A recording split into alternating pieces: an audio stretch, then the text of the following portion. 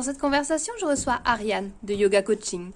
Avec Ariane, nous discutons bien sûr du yoga, de sa pratique, de son parcours, mais aussi du bonheur des choses simples, comme par exemple vivre à la campagne entouré de ses animaux. À tout de suite pour notre conversation. Si, alors. Bonjour Ariane, je suis vraiment enchantée de te recevoir. Tu es professeure de yoga, tu es derrière Yoga Coaching où il y a une chaîne YouTube qui est vraiment très riche en vidéos de yoga. Est-ce que tu pourrais te présenter avec tes propres mots et nous parler un peu de ton parcours? Et bonjour Claire-Vie, merci de m'avoir invitée. Je suis très honorée d'être là. Eh bien, écoute, concernant mon parcours, j'enseigne. Alors, j'ai commencé le yoga quand j'avais 20 ans, donc ça va faire 13 ans maintenant. Vous pouvez faire le calcul de mon âge. Ça va faire 8-9 ans que je l'enseigne. Mon parcours, j'ai fait des études de droit à la base. J'ai un master en droit. À l'époque, il y avait quand même une petite voix en moi qui me disait que c'était pas ça que je voulais faire, que en fait, j'étais appelée par le yoga. Du coup, j'ai eu la chance de rencontrer des chouettes personnes qui m'ont inspirée, qui m'ont aidée à concrétiser mon projet, mon envie. Du coup, voilà, je me suis lancée. D'abord, j'enseignais des cours de yoga dans mon salon quand j'étais à Paris. Donc, on poussait les meubles et puis j'avais maximum 3 élèves et on était vraiment serrés quand j'ai commencé. Et puis, en fait, comme je vadrouillais pas mal, je suis un peu nomade. J'ai commencé les vidéos YouTube assez rapidement parce qu'en fait, c'était un moyen de continuer à enseigner malgré le fait que, en fait, voilà, j'avais entre guillemets perdu mes élèves parisiens parce que j'avais déménagé à Montpellier. Et du coup, ça me permettait de continuer à enseigner et puis aussi un petit peu à me faire connaître par ce biais.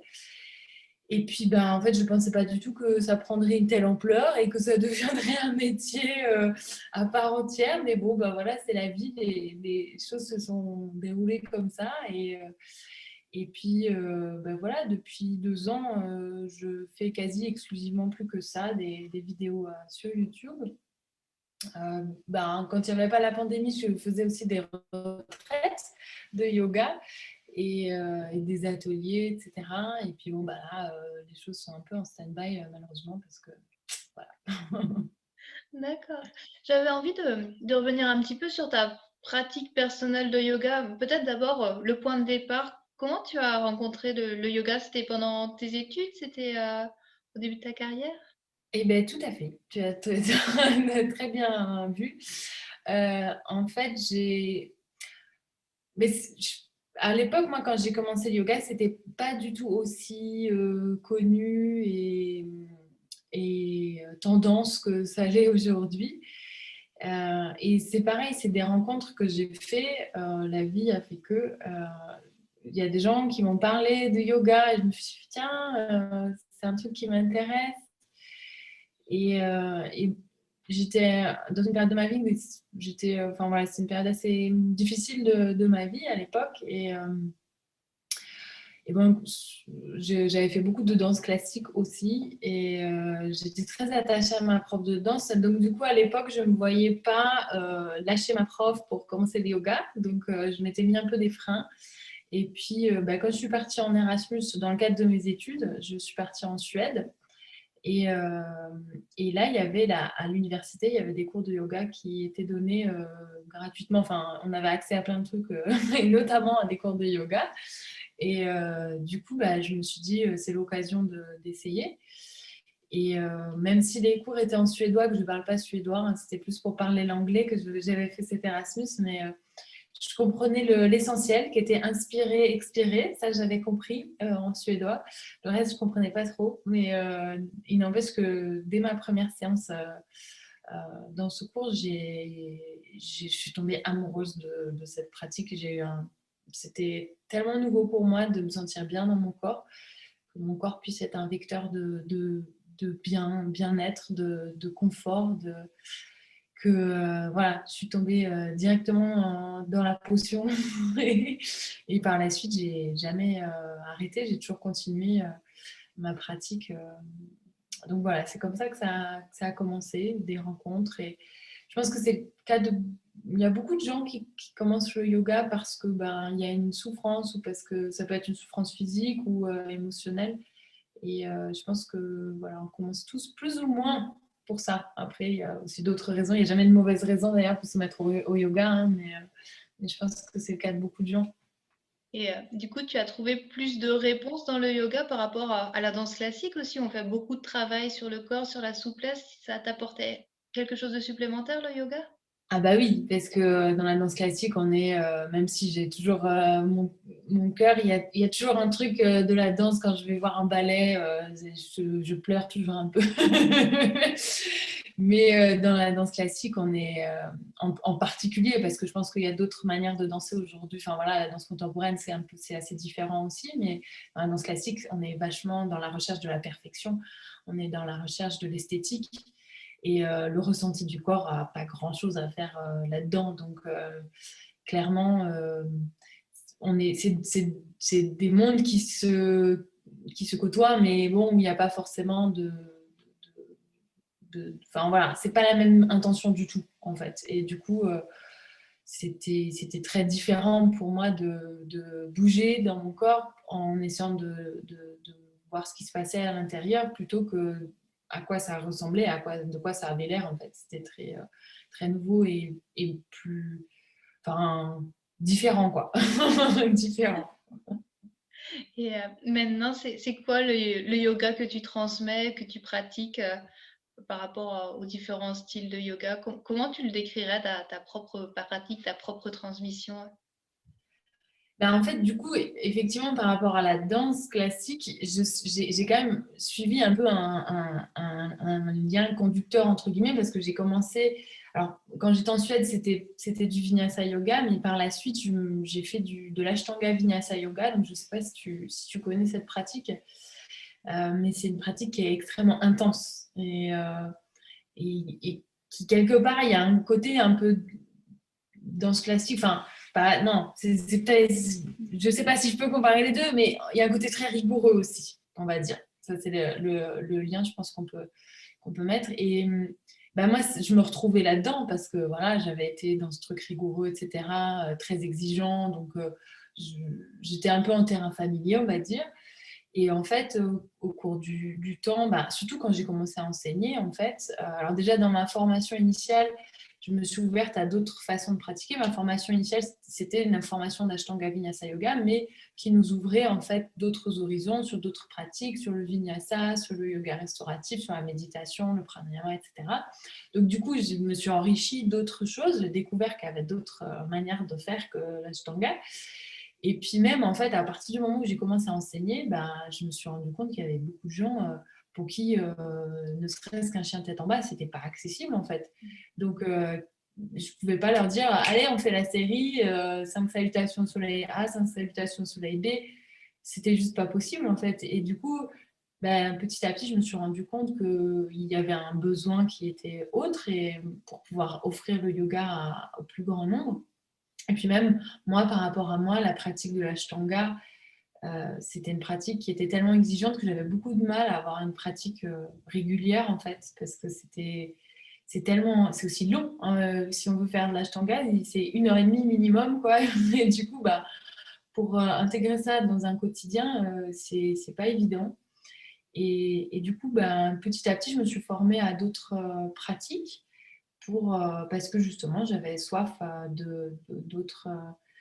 d'autres façons de faire, de manière plus douce peut-être et plus adaptée aussi à chacun, à chacune. Et puis aussi au rythme de la vie, parce qu'il y a des moments où on a plein d'énergie, c'est super et tout. Puis il y a d'autres moments où on est raplapla, on ne se sent pas bien et où on est blessé ou quoi. Et du coup, c'est bien d'avoir d'autres outils aussi pour pouvoir continuer à pratiquer autrement. Et du coup, je dirais que ma pratique, elle est j'ai l'impression un peu d'avoir un éventail, d'avoir plein de cartes en fait dans mes mains et de pouvoir un peu piocher dans ces cartes en fonction des besoins, des ressentis. Donc, parfois, je pratique et j'enseigne un yoga qui est très dynamique, qui est très punchy. Donc, ça va être plutôt du vinyasa parce que j'adore la créativité du vinyasa. Je trouve ça très chouette.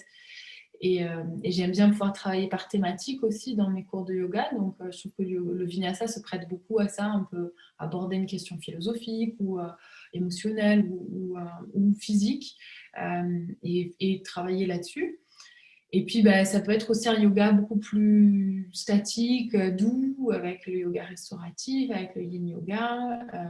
Et puis, j'essaye aussi de transmettre beaucoup tout ce qui est méditation et pranayama. Alors, ça se ressent un peu moins parce que c'est moins évident, je trouve, à transmettre en vidéo qu'une pratique physique. Mais j'essaye quand même de distiller un petit peu tout ça comme je peux parce qu'aujourd'hui, la méditation et le pranayama, c'est vraiment ma pratique fondamentale, en fait. C'est bien plus que les postures. Donc voilà.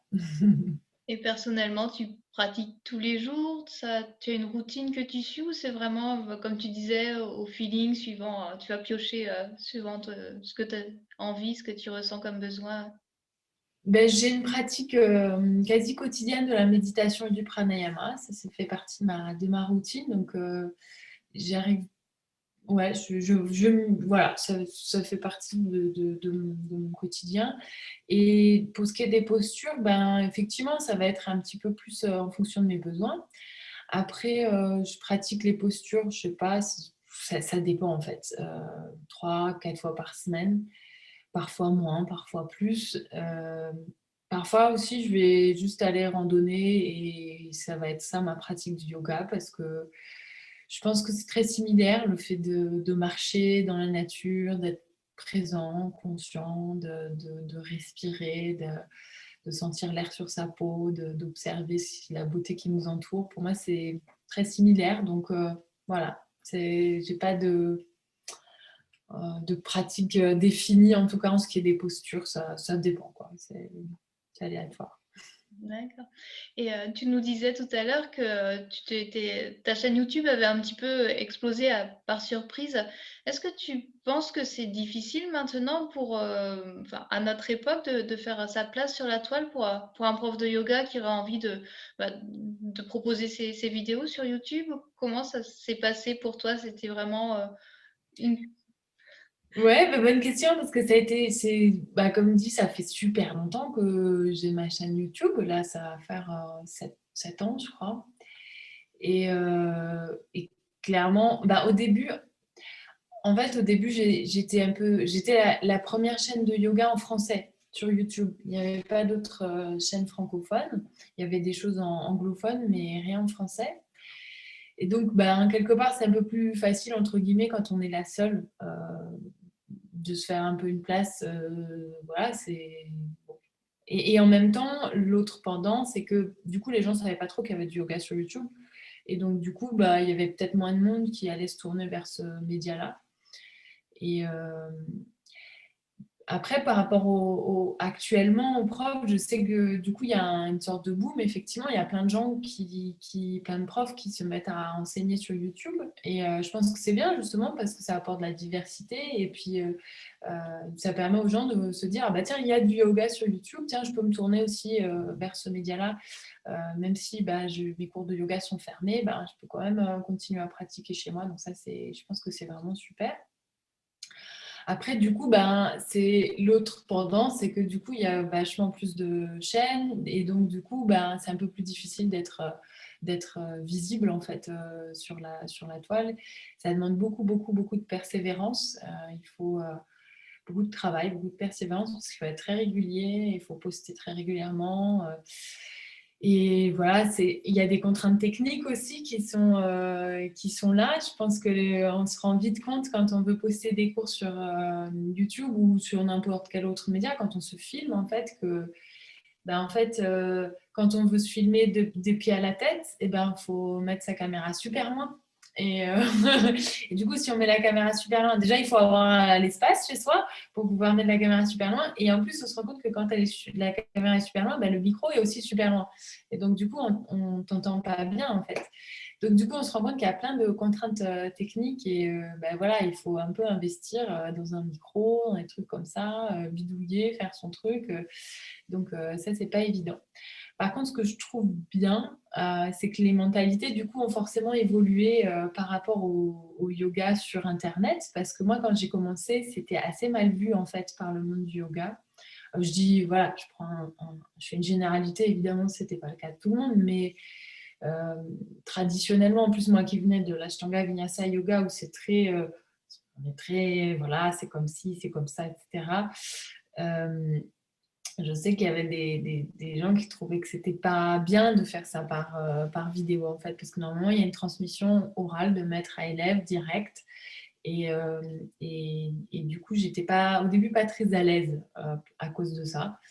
Mais en même temps, je me dis, du coup, j'ai essayé de compenser en essayant d'être le plus pédagogique possible pour que les gens ne se blessent pas, pour qu'il y ait quand même une transmission. Et ceci dit, bah, maintenant, ça me fait sourire parce que du coup, tout le monde maintenant s'y met, tout le monde fait des cours en visio. Et puis bon, bah voilà, hein, même les Ashtangis, je pense qu'ils font des cours en visio. Et du coup, ça me fait sourire parce que bon, bah, on est obligé d'évoluer. Après, je pense quand même qu'un cours en vrai, ça reste quand même mieux. On est quand même, c'est la proximité humaine, c'est quand même ce qu'il y a de plus beau. Donc bon, voilà. D'accord. Et tu as une posture de yoga favorite? Cette question me donne un peu de fil à retordre. Ça, c'est une question classique pour une prof de yoga. C'est vrai, c'est vrai. Eh bien, écoute, alors, je, je pense que j'en ai trois, si je peux en donner trois. J'ai redécouvert les joies de Shirshasana, l'équilibre sur la tête. J'ai des problèmes de nuque.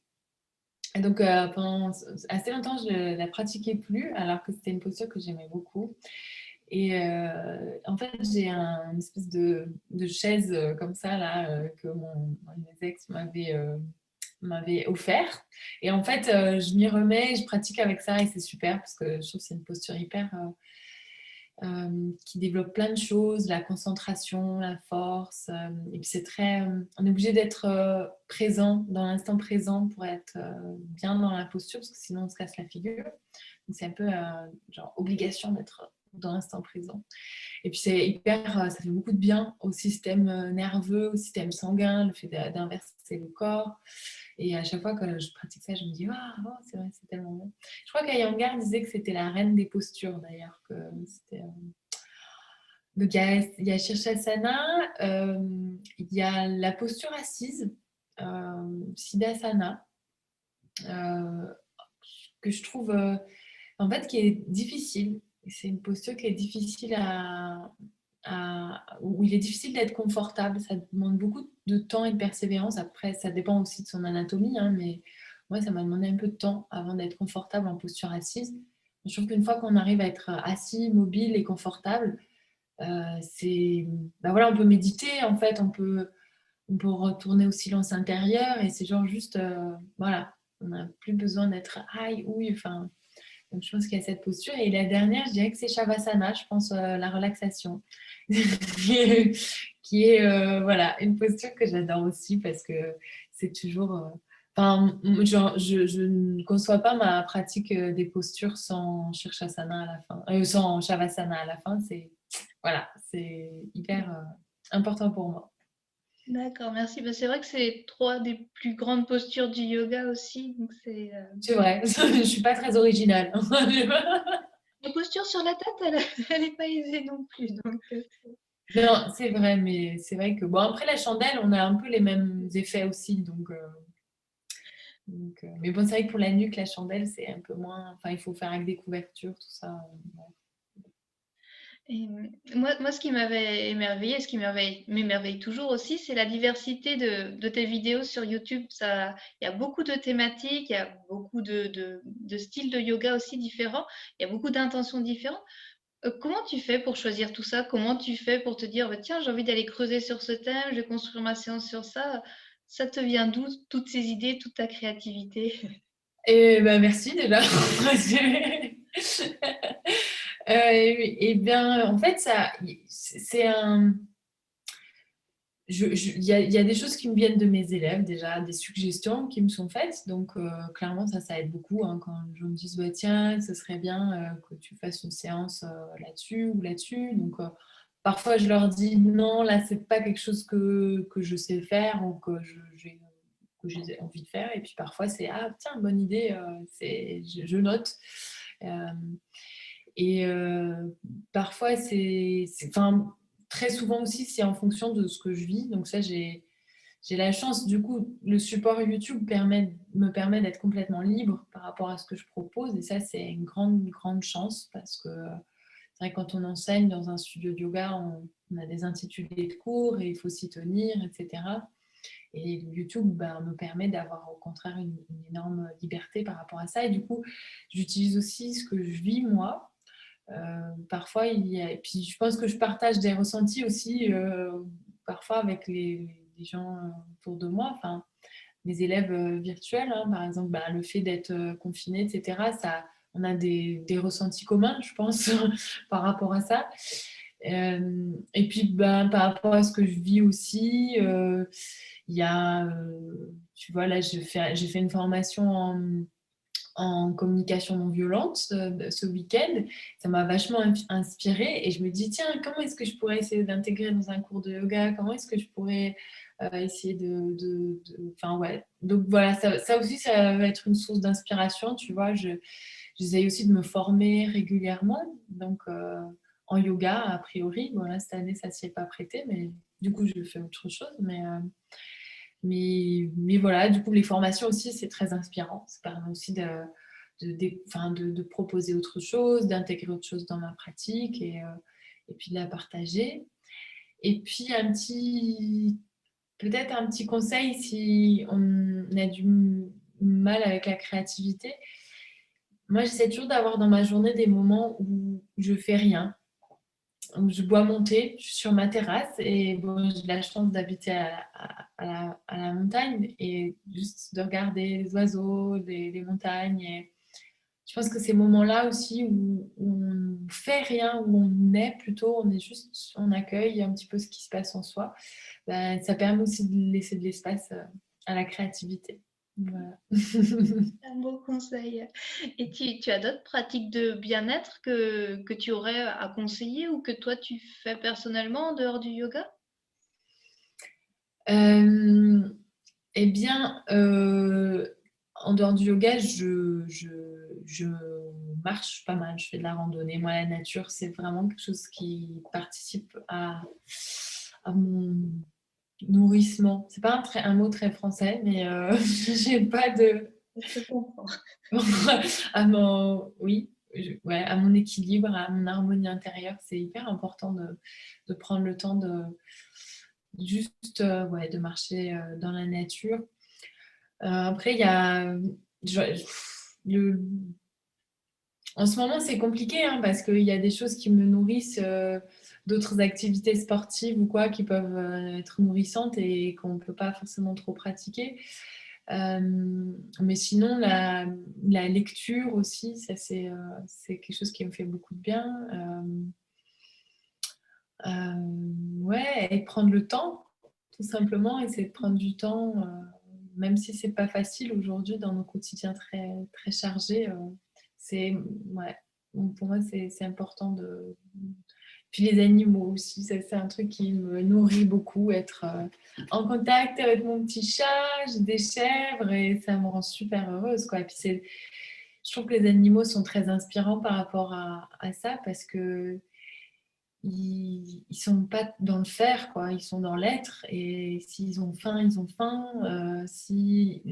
Il y a des moments où ils font rien, en fait, où ils sont juste. Et moi, je regarde mes petites chèvres et parfois elles sont juste là, et puis elles regardent, et puis voilà. Et je trouve ça hyper inspirant. Je me dis, mais oui, en fait, il n'y a pas besoin de courir tout le temps. En fait, tiens, je vais m'asseoir avec elles et puis je vais regarder, en fait.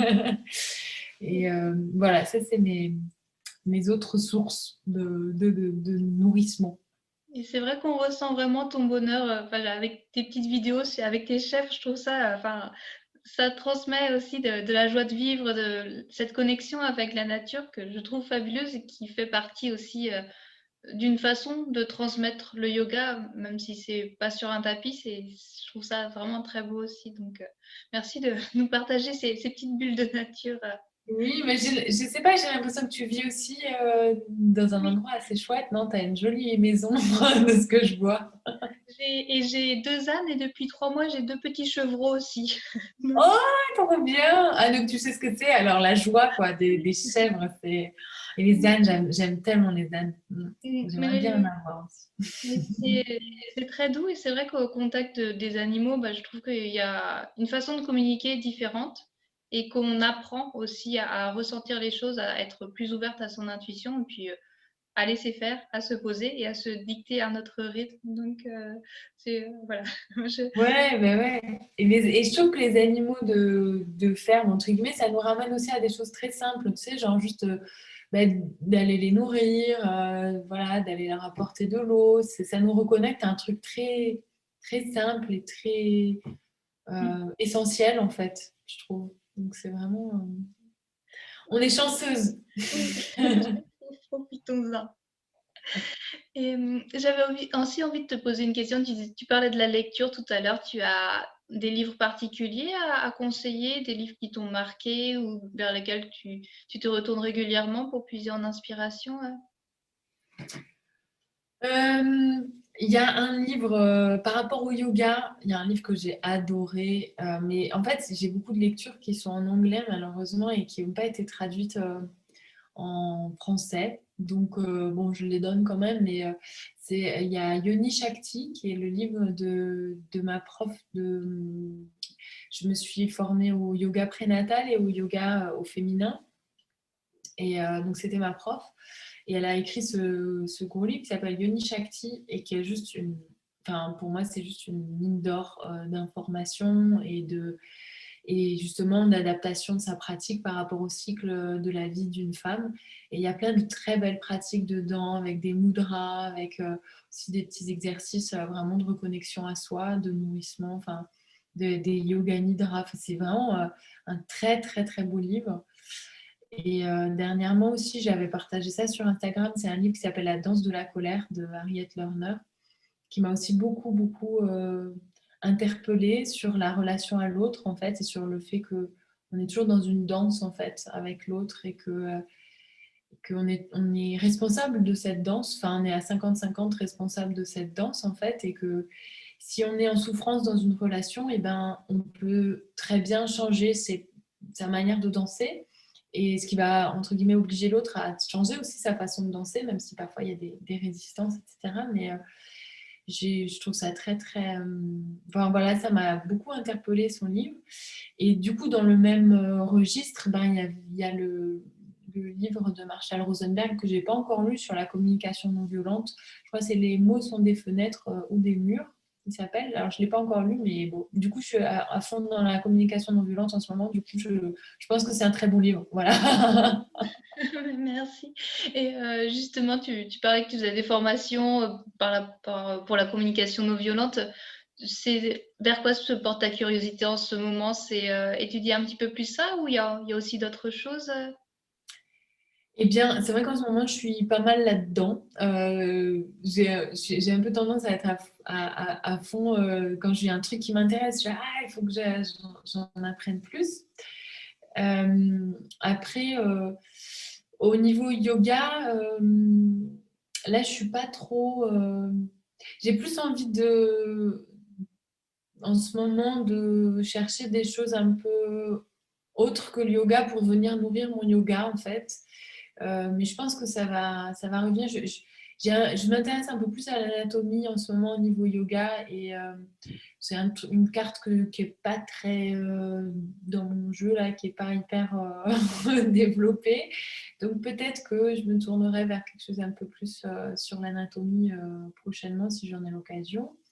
Après, moi, je suis quelqu'un qui est passionné d'astronomie, d'astrophysique. J'adore les étoiles, la création de l'univers. Je trouve ça fascinant. Et puis, je trouve ça beau. C'est magnifique les photos qu'on peut avoir de Hubble, enfin, des télescopes et tout. Je trouve ça juste fascinant. Et ça me fait toujours penser à notre place en fait dans l'univers et à quel point finalement on est vraiment petit. Et du coup, ça aide à relativiser aussi un peu ces problèmes. Et je m'intéresse beaucoup aussi à la préhistoire. J'adore. Je m'intéresse à. Là aussi, je trouve ça passionnant de voir comment on en est arrivé là, en fait. Quel est notre chemin en tant qu'être humain. Je trouve ça fascinant de savoir qu'il y a eu à une époque plusieurs espèces humaines sur Terre, humaines néandertales, sapiens, Denisova, et c'était des espèces humaines différentes et on a cohabité un certain temps ensemble. Et comment ça se fait qu'un jour, eh ben, ces espèces ont disparu et on est resté tout seul, Homo sapiens?